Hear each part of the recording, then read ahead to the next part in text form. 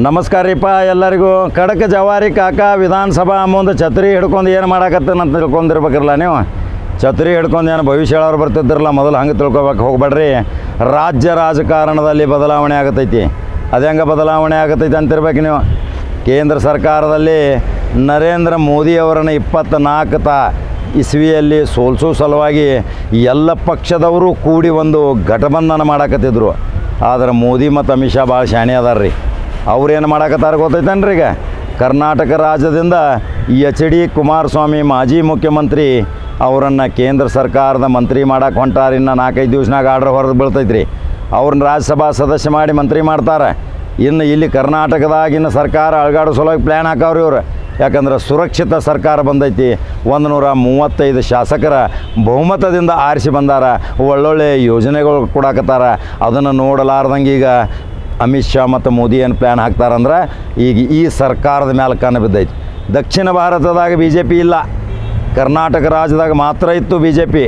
ಆದ್ರೆ ಆ BJP ಸರ್ಕಾರ ಏನೇನೋ ಅಧೋಗತಿ ಮಾಡಿದ ತಕ್ಷಣ ಜನ ಮಾತ್ರ ಭಾಳ ರೊಚ್ಚಿಗೆದ್ರು. ಅವರನ್ನು 65 ಸ್ಥಾನಕ್ಕೆ ತಂದು ಕುಂಡಿಸಿರ್ರಿ. ವಿರೋಧ ಪಕ್ಷ ನಾಯಕ ಇಲ್ಲದ ಅಧಿವೇಶನ ನಡೆದಿದ್ದು ಇತಿಹಾಸದ ಕರ್ನಾಟಕದ ಇತಿಹಾಸದಾಗ ಮೊಟ್ಟ ಮೊದಲನೇ ಬಾರಿ. ವಿರೋಧ ಪಕ್ಷ ನಾಯಕ ಮಾಡೋಕ್ಕೆ ತಯಾರಿಲ್ಲ. ಇನ್ನೂ ಬೊಮ್ಮಾಯಿ ಆಗ್ತಾರೋ ಏನೇನೋ ಮಾತಾಡೋರು ಆಗ್ತಾರೋ ಕೈ ಮಾಡಿ. ಆದರೆ ಒಂದು ಮಾತು ಹೇಳ್ತಾನೆ ಕೇಳ್ರಿ.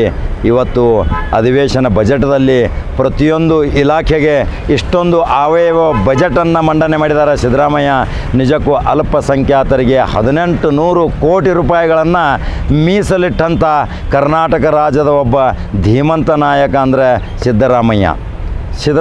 1800 ಕೋಟಿ ರೂಪಾಯಿ ಯಾಕೆ ಇಟ್ಟಾರಂದ್ರೆ 5,000 ಕೋಟಿ ರೂಪಾಯಿ ಅಲ್ಪಸಂಖ್ಯಾತರ ಇಲಾಖೆಗೆ ಕೊಡ್ತಾನಂದಿದ್ರು. ಆದರೆ 1800 ಕೋಟಿ 5 ಗ್ಯಾರಂಟಿ ಸಲುವಾಗಿ ಹಣಕಾಸಿನ ಪಾಪ ತೊಂದರೆನೂ ಆಕೈತಿ ಅವ್ರಿಗೆ. ಆ ಹಣಕಾಸು ತೊಂದರೆ ಆದ ತಕ್ಷಣ 18 ಕೋಟಿ ರೂಪಾಯಿ ಇಟ್ಟಾರ. ನಮ್ಮ ಉತ್ತರ ಕರ್ನಾಟಕದಲ್ಲಿ ಅಲ್ಪಸಂಖ್ಯಾತರ ಶಿಕ್ಷಣ ಕಲಿಬೇಕು, ಅಲ್ಪಸಂಖ್ಯಾತರು ಎಜುಕೇಷನ್ದಲ್ಲಿ ಬರಬೇಕು, ಅಲ್ಪಸಂಖ್ಯಾತರು ಪ್ರತಿಯೊಂದು ತಮ್ಮ ಚಲನವಲನವನ್ನು ನೋಡಿಕೊಂಡು ವಿದ್ಯಾಭ್ಯಾಸವನ್ನು ಮುಂದುವರಿಸಿ ಸ್ವಾವಲಂಬ ಬದುಕನ್ನು ಬದುಕಬೇಕು. ಇದು ಕರ್ನಾಟಕ ರಾಜ್ಯದ ಒಂದು ಹಿತಾಸಕ್ತಿ ಕಾಪಾಡುವಂಥ ಒಂದು ಸುರಕ್ಷಿತವಾದ ಸರ್ಕಾರ ಬಂದಿತ್ತು. ಆದರೆ ಸರ್ಕಾರಕ್ಕೆ ವಿಘ್ನಗಳು ಕಾಡಾಕತ್ತವ್ರಿಗೆ. ಆ ವಿಘ್ನಗಳು ಯಾವ? ಕಾಕ ಏನು ಹೇಳ್ತಾನೆ ವಿಘ್ನಗಳ ಬಗ್ಗೆ? ಕೇಂದ್ರ ಸರ್ಕಾರಕ್ಕೆ HD ಕುಮಾರಸ್ವಾಮಿನ ಮಂತ್ರಿ ಮಾಡ್ತಾರೆ. ಇನ್ನು ಮಂತ್ರಿ ಮಾಡಿದ ಮೇಲೆ ಇಲ್ಲಿ ಸರ್ಕಾರ ಅಳಗಾಡಿಸೋ ಸಲುವಾಗಿ 2024 ಲೋಕಸಭಾ ಚುನಾವಣೆ ಬರೋದು. ಆ 2024 ಲೋಕಸಭಾ ಚುನಾವಣೆದಾಗ ಏನೇನು ಆಟ ಆಡ್ತಾರೋ ಅದಕ್ಕೆ ನಾ ಮೊದಲಿಂದ ಹೇಳ್ಕೊತ ಬಂದಿದ್ನಿ. ರಾಜಕೀಯ ನಿಂತ ನೀರಲ್ಲ, ಇದು ಹರಿವು ನೀರು. ಯಾರ್ಯಾರೋ ಬರ್ತಾರೋ ಯಾರ್ಯಾರೋ ಹೋಗ್ತಾರೋ. ಈಗ ಮೊನ್ನೆ ನಡೆಯುವ ವಿಧಾನಸಭಾ ಚುನಾವಣೆಯಲ್ಲಿ ಎಷ್ಟೋ ಜನ ರೊಚ್ಚಿಗೆದ್ದಿದ್ರು.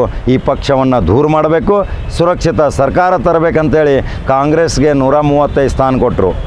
ಈಗ ಬಜೆಟ್ ಅಧಿವೇಶನ ಆಯಿತು. ಬಜೆಟ್ ಅಧಿವೇಶನದಲ್ಲಿಯೂ ಸಹಿತ ಒಳ್ಳೊಳ್ಳೆ ಕಾರ್ಯಕ್ರಮಗಳನ್ನ ಹಾಕ್ಕೊಂಡ್ರು. ಇನ್ನು ಅದನ್ನು ಕಾರ್ಯರೂಪಕ್ಕೆ ತರೋ ಸಲುವಾಗಿ ಶಾಸಕರ ಭಾಳ ಜವಾಬ್ದಾರಿ ಐತಿ. ಶಾಸಕರು ತಮ್ಮ ಕಾರ್ಯಕರ್ತರನ್ನ ಹೆಂಗೆ ಹೊರದುಂಬಿಸ್ತಾರೆ ಈಗ ನೋಡಬೇಕು. ಕಾರ್ಯಕರ್ತರು ಕೇವಲ ತಮ್ಮ ಉಪಯೋಗಕ್ಕಾಗಿ ಮಾತ್ರ ತೊಗೊಂಡು ತಾವು ಐಷಾರಾಮಿ ಜೀವನ ಮಾಡಬೇಡ್ರಿ, ಕಾಜು ಬಾದಾಮ್ ತಿನ್ಕೋತ ಹೋಗಬೇಡ್ರಿ. ಮಂತ್ರಿಗಳು ಪಾಪ ಬಂದಿರ್ತಾರೆ ಜನ ಎಲ್ಲೆಲ್ಲಿಂದೋ, ಅವ್ರ ಅಹವಾಲು ಸ್ವೀಕಾರ ಮಾಡಿರಿ.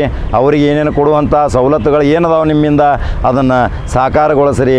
ಕಾರ್ಯಕರ್ತರು 30-40 ವರ್ಷದಿಂದ ಪಕ್ಷಕ್ಕಾಗಿ ದುಡ್ದಾರ, ಧ್ವಜ ಹಿಡ್ಕೊಂಡು ಹೋಗ್ಯಾರ, ಸ್ಟ್ರೈಕ್ ಮಾಡ್ಯಾರ, ಅನೇಕ ಪೋಸ್ಟರ್ಗಳು ಹಚ್ಕೋತ ಹೋಗ್ಯಾರ. ಅವ್ರನ್ನ ಮರಿತೀರಿ, ಮನೆ ಬಂದ ಅವ್ರನ್ನ ರತ್ನಗಂಬಳಿ ಹಾಸ್ತೀರಿ. ಇದು ಒಂದು ಭಾಳ ತಪ್ಪಲ್ರಿ. ಇದೊಂದು ಕಿವಿ ಮಾತು ಹೈಕಮಾಂಡ್ಗೆ ಹೇಳ್ತೀನಿ.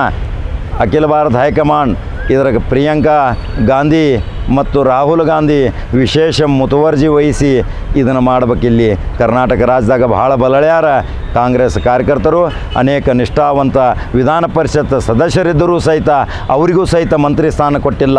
ಅದು ಒಂದು ಕೂಗೈತಿ. ಯಾಕಂದ್ರೆ ಈಗ ರಾಹುಲ್ ಗಾಂಧಿಯನ್ನು ಹೆಂಗಾರೆ ಮಾಡಿ ಜೈಲಿಗೆ ಹಾಕೋ ಸಲುವಾಗಿ ಪ್ಲ್ಯಾನ್ಗಳು ನಡೆದಾವ. ಅದರ ಸಲುವಾಗಿ ಇನ್ನು ಮುಂದೆ ಬರುವ 2024ರಲ್ಲಿ ರಾಹುಲ್ ಗಾಂಧಿನ ಜೈಲಿನಾಗ ಹಾಕಿರೂ ಸಹಿತ ಅನುಕಂಪ ಭಾಳ ಎಲೆ ಹೇಳ್ತೈತ್ರಿ. ಮತ್ತು 400 ಸೀಟ್ ಬರ್ತಾವ್ರಿ. ಇನ್ನು ಘಟಬಂಧನ ಮಾಡೋ ಸಲುವಾಗಿ ಮುರಿಯೋ ಸಲುವಾಗಿ ಎಲ್ಲ ಪ್ರಯತ್ನ ಮಾಡಕತ್ತಿದ್ರು. ಆದ್ರೆ ಆ ಪ್ರಯತ್ನಗಳು ವಿಫಲ ಆಗ್ತಾವ. ಆ ವಿಫಲ ಆದಮೇಲೆ ಸರ್ಕಾರ ರಚನೆಗಳು ಬೇರೆ ಆಕ್ಕಾವ. ಇದು ಕಾಕ ಜವಾರಿ ಉತ್ತರ ಕರ್ನಾಟಕದಿಂದ ಬಂದು ಭವಿಷ್ಯ ಹೇಳಾಕತ್ತಾನೆ ಕೇಳ್ರಿ. ಈ ಸರ್ಕಾರ ಸುರಕ್ಷಿತ ಐತಿ.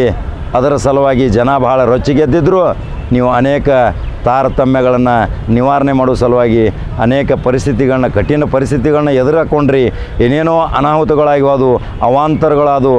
ಆದರೂ ಸಹಿತ ಜನ ಎದೆಗೊಂದಲಿಲ್ಲ. ಕಾರ್ಯಕರ್ತರು ಕೈ ಹಿಡಿದರು, ಪಕ್ಷವನ್ನು ಅಧಿಕಾರದ ಗದ್ದೆಗೆ ತಂದರು. ಬಾವುಟ ಹಾರಾಕತೈತೆ ನೋಡ್ರಿ. ವಿಧಾನಸಭಾ ಮುಂದೆ ಅನೇಕ ಜನೋಪಯೋಗಿ ಕೆಲಸಗಳು ಮಾಡಬೇಕು. ಈಗ ರಾಜ್ಯ ರಾಜಕಾರಣದಲ್ಲಿ ಧ್ರುವೀಕರಣ ಆಗೋದು, HD ಕುಮಾರಸ್ವಾಮಿ ಕೇಂದ್ರ ಮಂತ್ರಿ ಆಗ್ತಾರೆ ನೋಡ್ರಿ ಇನ್ನು ಸ್ವಲ್ಪ ದಿವಸನಾಗ. ಇದು ಒಂದು ಹೊಸ ಸುದ್ದಿ ತೊಗೊಂಬಂದಾನ ಕಾಕ. ಹಂಗಾದ್ರೆ ಈ ಸುದ್ದಿ ನೋಡಿದ ತಕ್ಷಣ ರಾಜ್ಯ ರಾಜಕಾರಣ ಮತ್ತು ದೇಶ ರಾಜಕಾರಣದಲ್ಲಿ ಏನೇನು ಬದಲಾವಣೆ ಆಗ್ತಾವ, ನೀವು ನನ್ನ ಕಮೆಂಟ್ ಬಾಕ್ಸ್ನಾಗ ನಿಮ್ಮ ಅನಿಸಿಕೆ ಹಾಕ್ತೀರಿ. ಹಂಗಾದ್ರೆ ಕಡಕ ಕಾಕ ಮತ್ತೊಂದು ಸುದ್ದಿ ತೊಗೊಂಡು ಬರ್ತಾನೆ. ನಮಸ್ಕಾರ.